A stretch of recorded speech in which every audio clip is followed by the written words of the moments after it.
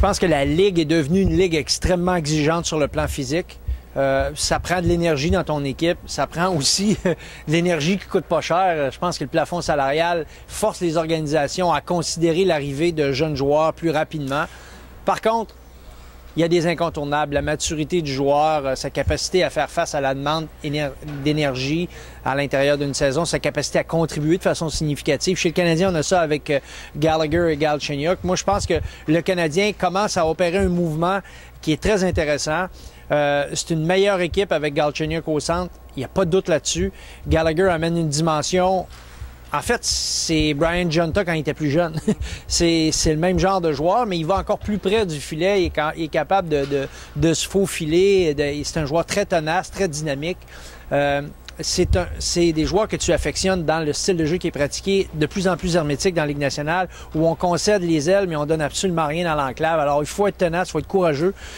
Et ça, c'est des choses que les jeunes joueurs amènent chez le Canadien. Maintenant, une fois que tu as fait le constat, tu te dis, est-ce que le Canadien est une meilleure équipe avec Prost, avec ces gars-là? Oui, c'est une équipe qui semble, sans être une meilleure équipe sur le plan statistique, c'est une meilleure équipe parce qu'elle a un comportement d'équipe. Elle a une identité plus claire.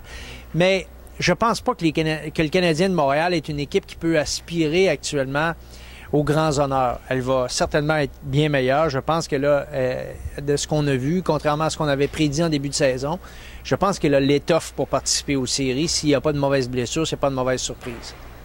Mais quoi qu'il en soit, je suis convaincu profondément que le Canadien de Montréal aura une chance de gagner la Coupe Stanley quand Tenordi sera dans l'alignement et aura un peu d'expérience. Quand Piquet Souban se sera un peu assagi et deviendra le leader qu'il va devenir parce que c'est un joueur exceptionnel. Il n'y a pas de problème de ce côté-là. C'est pas sur la patinoire, mais c'est plus pour le reste qu'il a à travailler son attitude, son comportement et comment il gère le quotidien autour de l'équipe. Même chose pour Galchenyuk et Gallagher. Là, il y a l'enthousiasme, c'est des jeunes, tout ça. Il y a un peu de naïveté. Mais quand les grands moments vont arriver, quand l'enjeu sera énorme, seront-ils en mesure de faire face à la musique? Pas tout de suite.